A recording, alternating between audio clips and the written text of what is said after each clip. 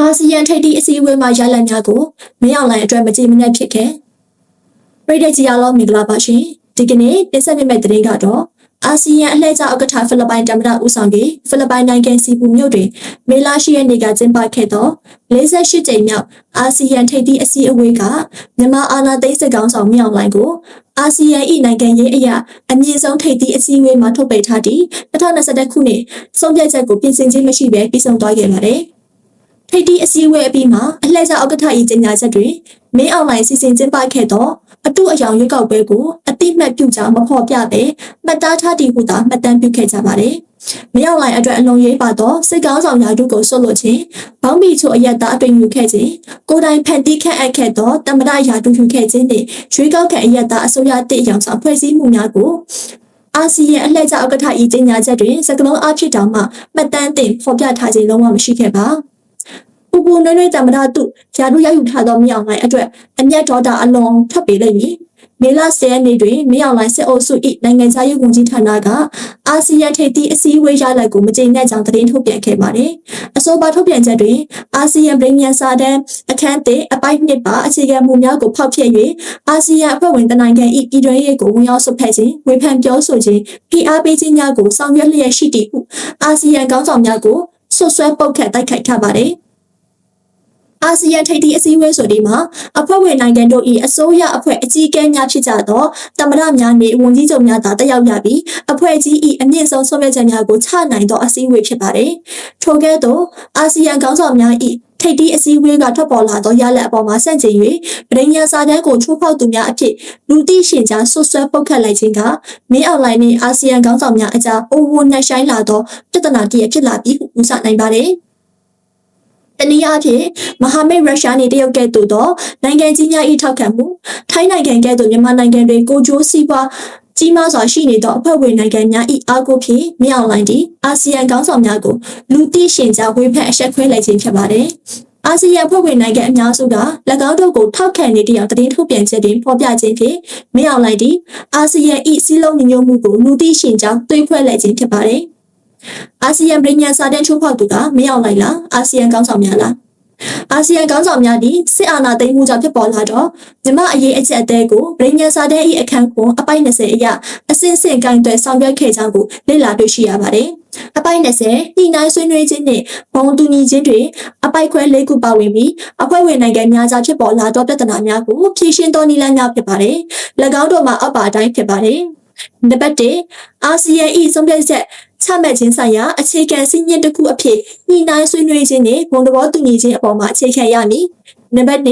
ဘုံသဘောတူညီမှုမရပါကတိကျသောဆုံးဖြတ်ချက်ညီကဲ့သို့ချမှတ်နိုင်သည့်ကိုအာဆီယံထိပ်သီးအစည်းအဝေးကဆုံးဖြတ်ပေးရပါမယ်။နံပါတ်3အပိုက်ခွဲ1နှင့်အပိုက်ခွဲ2ပါနီတိအရာကမှအာဆီယံ၏တက်ဆိုင်ရာဥပဒေရန်တရားများဆုံးဖြတ်ပိုင်ခွင့်အပေါ်မှာတရားမှုမရှိစေရ။နံပါတ်4အာဆီယံပြည်ညာစာတမ်းကိုအလေးအနက်ချိုးဖောက်ခြင်းတို့မဟုတ်မလိုက်နာခြင်းစသည့်ကိစ္စရပ်များတွင်ထိုကိစ္စရပ်ကိုဆုံးဖြတ်ချက်ချမှတ်ရန်အာဆီယံထိပ်သီးအစည်းအဝေးတို့လွှဲအပ်ရမည်2021ခုနှစ်အာဏာသိမ်းပြီး3လခန့်အကြာဧပြီ24ရက်နေ့တွင်အာဆီယံခေါင်းဆောင်များသည်အင်ဒိုနီးရှားနိုင်ငံဂျကာတာမြို့ရှိ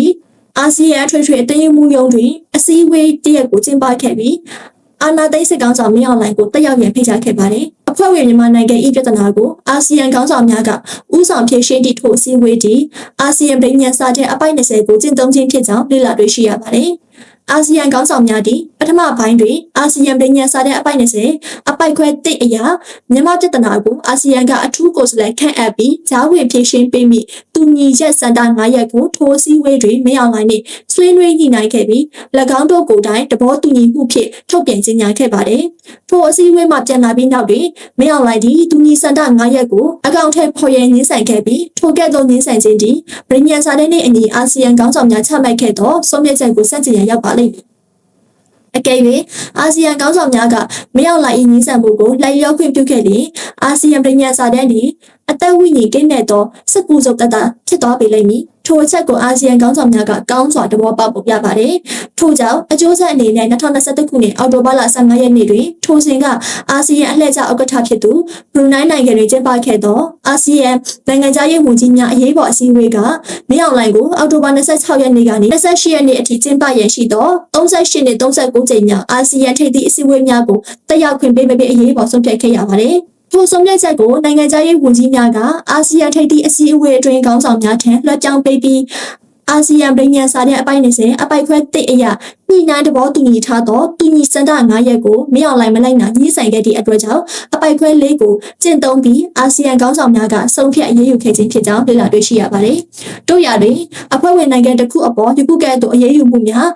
းအာဆီယံသမိုင်းတွင်မရှိခဲ့ဘူးပဲမင်းအောင်လှိုင်စိတ်ကြောင်းလာရန်အတွက်ဆက်လက်စ조사လို့တော့အာဆီယံခေါင်းဆောင်များသည်ဆုံးဖြတ်ချက်ကိုတန်တမာရေးအရာအငြင်းသားဆုံးအသုံးလုံးများဖြင့်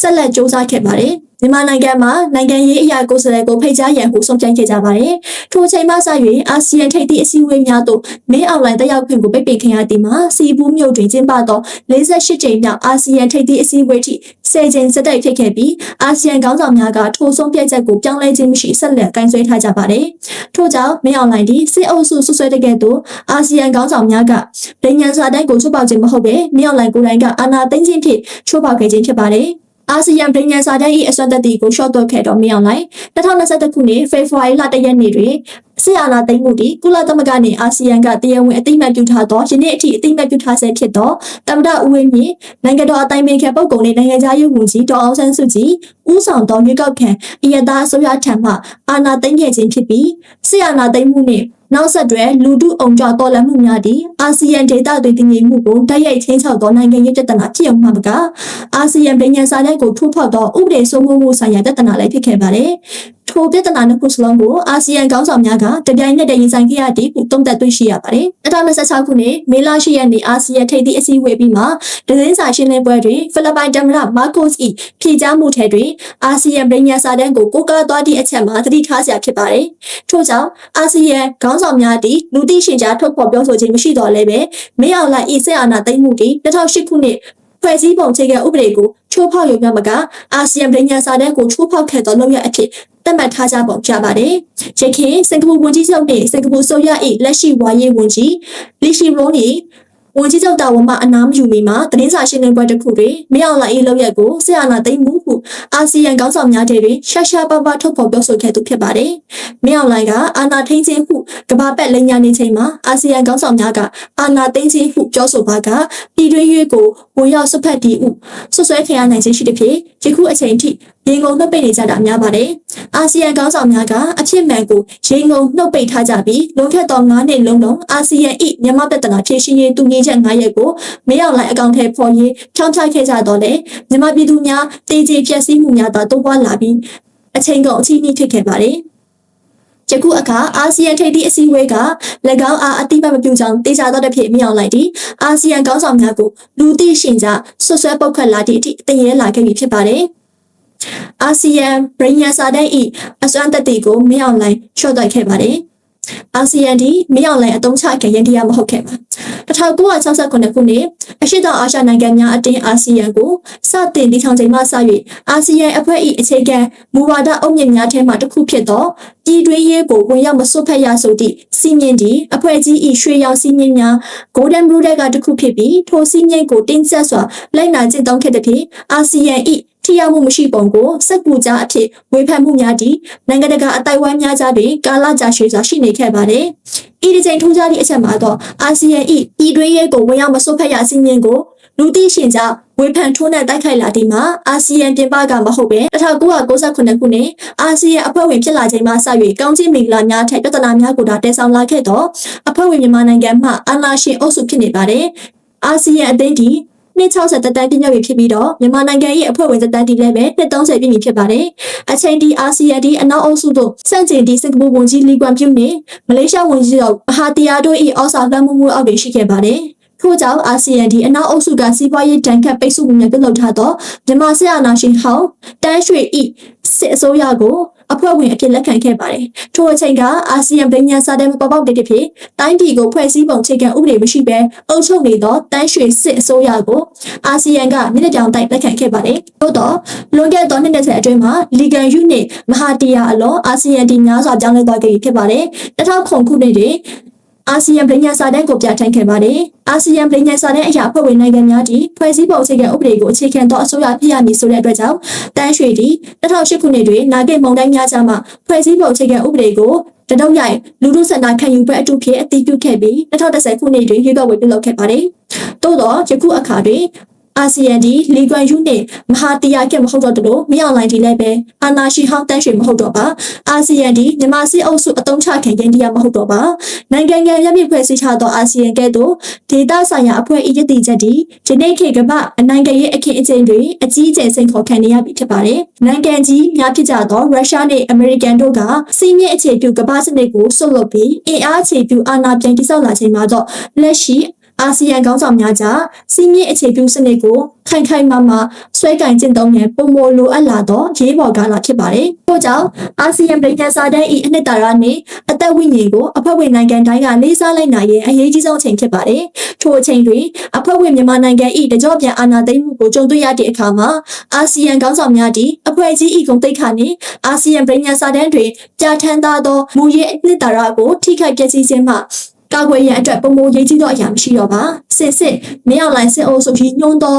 အာဆီယံဗြိညာစာတမ်းအခန်းတစ်အပိုင်းနှင့်အခြေခံစည်းမျဉ်းများထဲတွင်အဖွဲ့ဝင်နိုင်ငံတနိုင်ငံ၏ပြည်တွင်းရေးကိုဝင်ရောက်မစွက်ဖက်ရဆိုသည့်အချက်တစ်ခုတည်းမဟုတ်ပါအဖွဲ့ဝင်နိုင်ငံတိုင်းသည်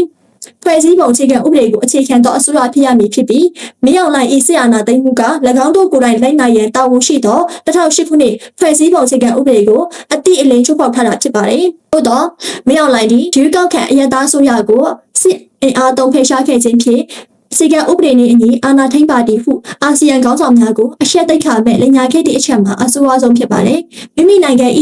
အခြေခံဥပဒေကိုပင်ချိုးဖောက်ခဲ့သူကအဖွဲ့ဝင်နိုင်ငံတိုင်းစောက်ထိန်လိုက်နာရမည့်အာဆီယံဗြိညာစာတမ်းကိုချိုးဖောက်ရန်ဝန်နှင်းမည်မဟုတ်ပါ။ယခုအခါထိုစစ်ခေါင်းဆောင်သည်အာဆီယံခေါင်းဆောင်များကိုပြန်လည်ဆွဆွဲပုတ်ခတ်လိုက်ခဲ့ပါပြီ။အာဆီယံလှည့်ကျဥက္ကဋ္ဌဖိလစ်ပိုင်နိုင်ငံကဒေါ်အောင်ဆန်းစုကြည်ကိုအာဆီယံအထူးကိုယ်စားလှယ်နှင့်တွေ့ဆုံခွင့်ပေးရန်တောင်းဆိုတော်လဲပဲမြောက်လိုင်းကတွေ့ခွင့်မပေးရခြင်းမှာ၎င်းတို့ရဲ့အလိမ်ညာညာပေါ်သွားမည်ကိုစိုးရိမ်ရဖြစ်ပါသည်။ခြုံရသုံးသပ်ရမည်ဆိုပါက2021ခုနှစ်ဧပြီလ24ရက်နေ့အာဆီယံခေါင်းဆောင်များရှေ့မှောက်တွင်တူညီစံတ9ရက်ကိုလိုက်နာပါမည်ဟုတဘောတူညီခဲ့ပြီးမှနောက်ွယ်တွင်ဂတိဖြတ်၍လုံးဝလိုက်နာခြင်းမရှိခြင်းကအာဆီယံအဖွဲ့၏အမြင့်ဆုံးထိပ်သီးအစည်းအဝေးဆုံးဖြတ်ချက်များကိုမလေးစားသောမလိုက်နာသောလုပ်ရအဖြစ်အာဆီယံခေါင်းဆောင်များကသတ်မှတ်ထားမိမှာမလွဲအကယ်ဖြစ်ပါလိမ့်မည်။ထို့ကြောင့်48ကြိမ်မြောက်အာဆီယံထိပ်သီးအစည်းအဝေးတွင်အာဆီယံခေါင်းဆောင်များသည်တူညီစံတ9ရက်အပေါ်ဆွဲမြဲမြဲဆက်လက်ရည်တည်ခဲ့ကြပြီးထိုအချက်များကိုအကောင့်ထဲမဖော်မချင်း၎င်းတို့ရည်တည်ချက်ဟာအပြောင်းလဲမလုပ်ခြင်းမှာအဖွဲ့ကြီး၏နိုင်ငံရဲ့ဩဇာနေကုန်သိက္ခာအတွက်ညီမအရေးကြီးသည်ကိုအာဆီယံခေါင်းဆောင်များကောင်းစွာသိရှိနေကြောင်းသုံးသပ်တင်ပြလိုက်ရပါတယ်။